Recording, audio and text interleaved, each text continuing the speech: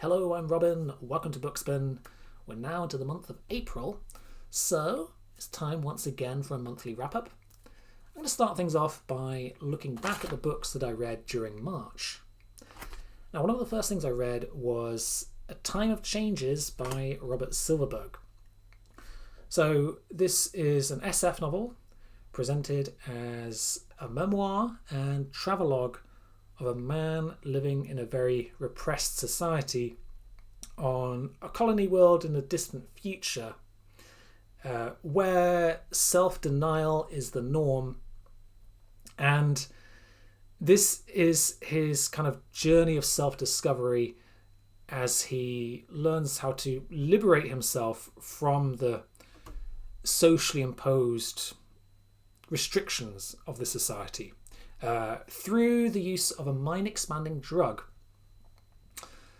So it's quite an interesting idea, I think. It's a fascinating thought experiment, and this is combined with some very polished prose, as is often the case with Silverberg.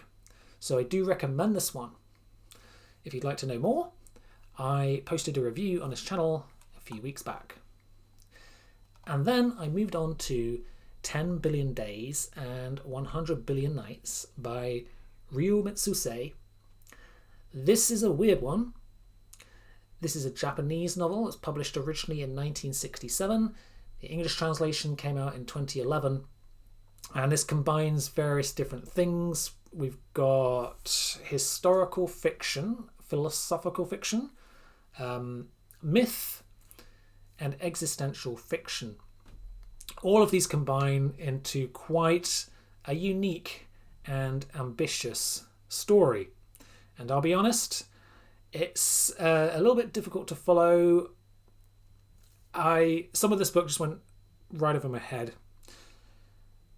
So basically we're following various different characters from history, and each chapter sort of jumps about from time to place.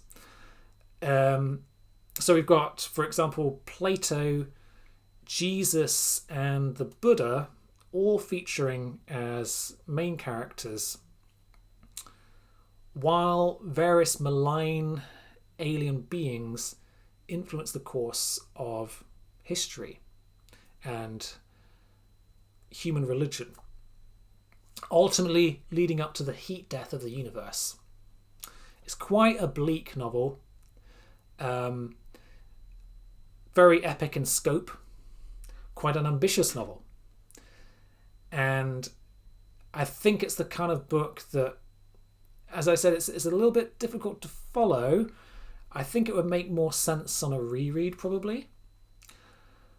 So that kind of limited my enjoyment a little bit of it, but I think I still liked it overall. There were some scenes in particular that really stood out. For example, there is one combat scene which takes place in a post-apocalyptic Tokyo in the far future, and we've got a cyborg Siddhartha Gautama fighting a cyborg Jesus of Nazareth, who, by the way, is one of the antagonists in this novel. So we've got these two beings fighting each other, and they're using these advanced forms of weaponry, like an ultra high frequency generator and electromagnetic waves. So it's quite a bizarre novel. But yeah, that was that book. So I decided after that to move on to something a little bit lighter.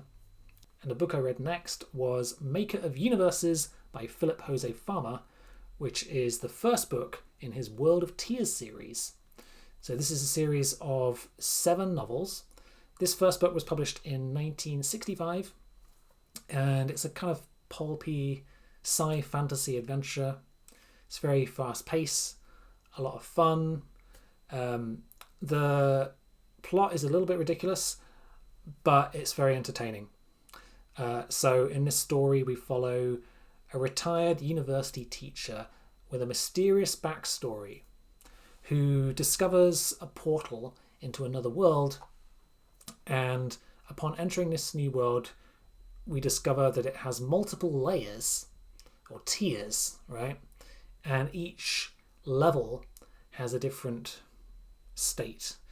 So, for example, there's this kind of paradise tier, which is inspired by Greek myth. Then there is a kind of prehistoric North American tier. There's a medieval Teutonic tier. But this whole world is an artificial construct created and ruled by a mysterious lord whose giant palace sits on the topmost tier. So it's quite a wild concept. There are some parallels here, I think, with the Riverworld series, which was also written by Farmer. So, for example, the main character rejuvenates when he enters this new world, and he regains the strength and valor of his youth when he was in his 20s. Anyway, it's a fun adventure, some really crazy and adventurous world building with a very interesting twist at the end. So I do want to talk more about this book and this series in the future, but I'm going to save that for a future video. Since I'm planning to continue with the series, I think once I've completed all of the books, I'll make a series review and wrap up. So let's see, another book I read was Luna by Alan Stroud. This is a novella in Alan Stroud's Fractal Universe. Now, in my last monthly wrap-up, I showed the set of 12 Fractal novellas that Flametree Press had sent me. And this is one of those. So it's a standalone story, but these novellas all take place within the same universe. And they're all pretty short. So I wanted to sample one of them to see what they're like. Now, I wasn't really sure which one to pick, but I chose this one because it's set on the moon, right? Hence the title. And I have a kind of bias for stories set on the moon. That just always seems like an interesting premise for me. And this is a kind of mystery thriller set within a Chinese moon colony. So it's a decent story. Didn't blow me away, but it was quite entertaining. Quite an interesting vision, I think, of what a future moon colony might look like. I do think I prefer the novels, the longer stories within the Fractal series, though, which have more room for depth and character development. But I'll probably still give more of these novellas a try because they work quite well as reading palette cleansers between longer works of fiction. And talking palette cleansers, I've got back into Cordwainer Smith this month, right? So I read 4 more Cordwainer Smith stories during March, and collectively these 4 stories were previously published as the fix-up novel Quest of the Three Worlds, which is not really a novel in the proper sense, but the stories are all connected, and they feature a recurring character called Kasha O'Neill, who is a man who is on a mission to liberate his home world from the usurper and dictator Colonel Wedder. It's Cordwainer Smith, so as always there's a lot of weird and wonderful and unpredictable stuff going on. I've posted reviews of the first 3 stories in the sequence, and I've read the 4th one now, but I haven't yet reviewed it, but that will come out soon. So, finally, my audiobook pick for March was a non-fiction book. It's called American Crusade: How the Supreme Court is Weaponizing Religious Freedom by Andrew L. Seidel. So Andrew Seidel is a constitutional lawyer and an activist that I follow, and this book was really fascinating. A big eye-opener, But as this is a science fiction channel, this is probably not the right place to discuss it, really. But I do recommend this book if you are at all interested in what's going on in America, and especially how the religious right and Christian nationalists are causing lots of trouble, basically. So let's see what's in store for April. So I've started reading this book already, The Gates of Creation by Philip Jose Farmer, which is the second World of Tears book. I'm still early on in this book, but I'm enjoying it a lot so far. I'll let you know how I get on.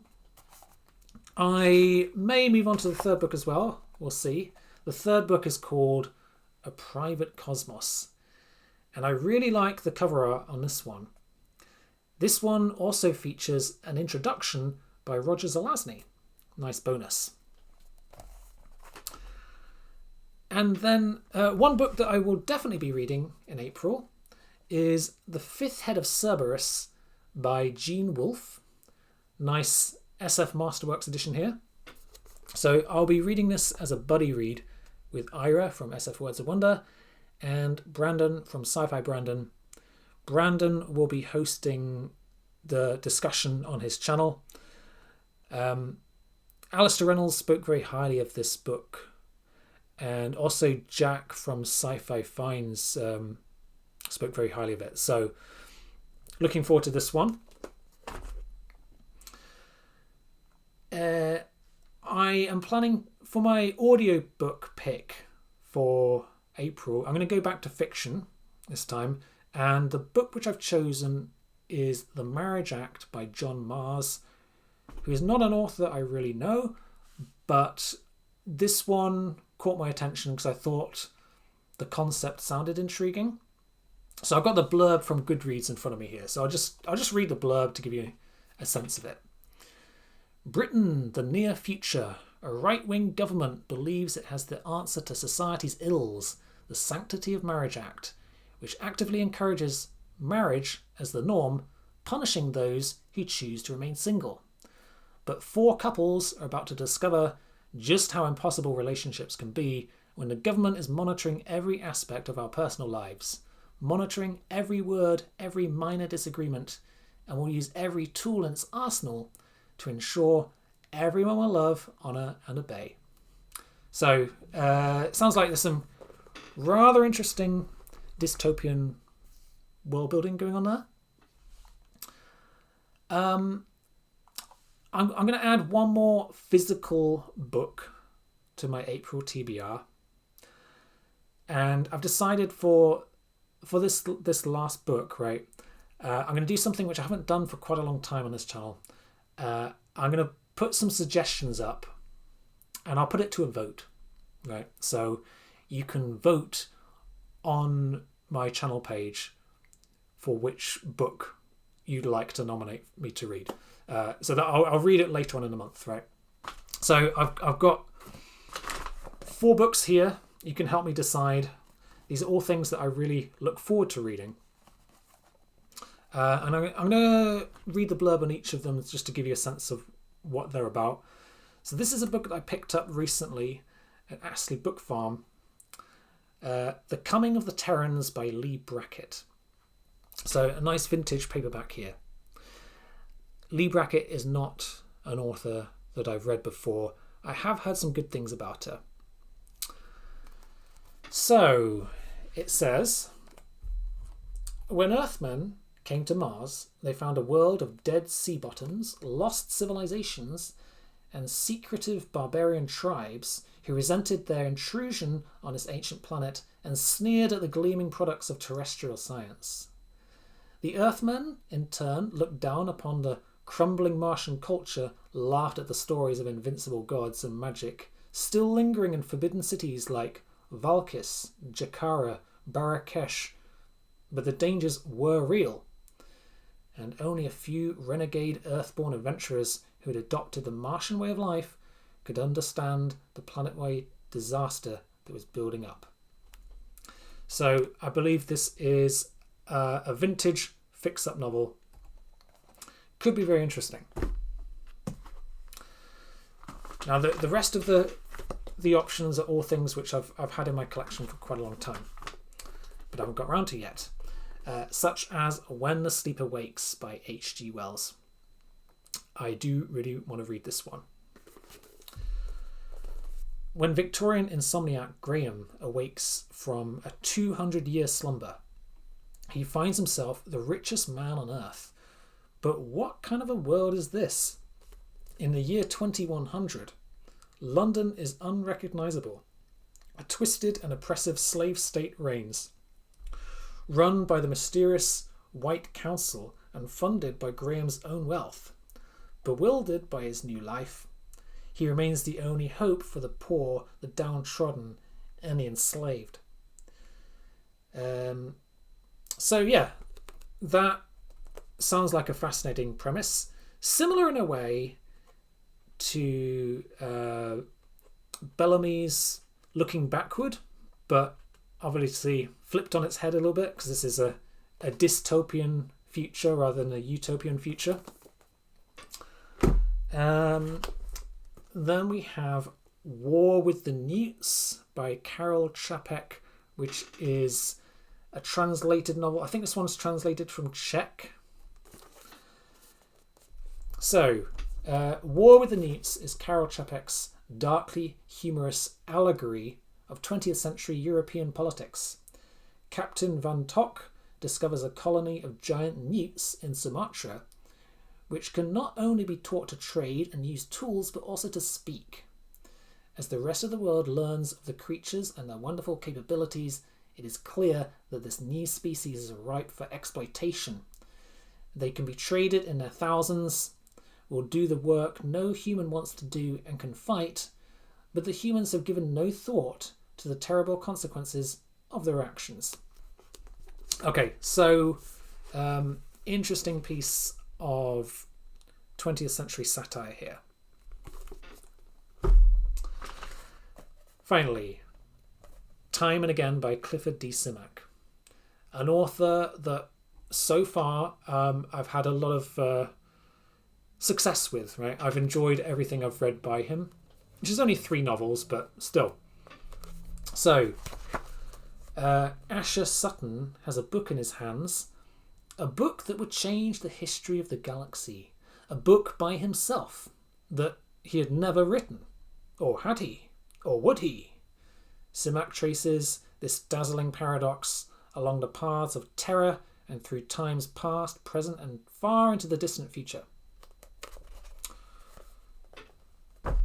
There you have it. I will be very happy to read any one of those books, so I will post a poll on my channel.